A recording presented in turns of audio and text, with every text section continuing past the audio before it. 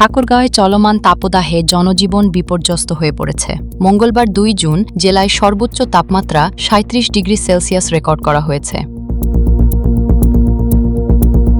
সকাল থেকেই তীব্র রোদ ও গরম বাতাসে অতিষ্ঠ হয়ে উঠেছে সাধারণ মানুষ। সবচেয়ে বেশি দুর্ভোগে পড়েছেন রিকশা চালক, ভ্যান চালক, দিনমজুর ও কৃষি শ্রমিক সহ খেটে খাওয়া মানুষ। দুপুরের পর শহরের গুরুত্বপূর্ণ সড়কগুলোতে মানুষের চলাচল কমে যায়। প্রয়োজন ছাড়া অনেকেই ঘর থেকে বের হচ্ছেন না। তবে জীবিকার তাগিদে শ্রমজীবী মানুষদের প্রচণ্ড গরমের মধ্যেই কাজ করতে হচ্ছে। শহরের রিকশা চালক ও নির্মাণ শ্রমিকরা জানান, তীব্র গরমে কাজ করা অত্যন্ত কষ্টকর হয়ে উঠেছে, কিন্তু আয় রোজগারের জন্য কাজ বন্ধ রাখার সুযোগ নেই। তাপদাহের কারণে শরবত, ডাব ও ঠান্ডা পানীয়ের দোকানে ক্রেতাদের ভিড় বেড়েছে। একই সঙ্গে হাসপাতাল ও ক্লিনিকগুলোতে গরমজনিত অসুস্থতার রোগীও বাড়তে শুরু করেছে।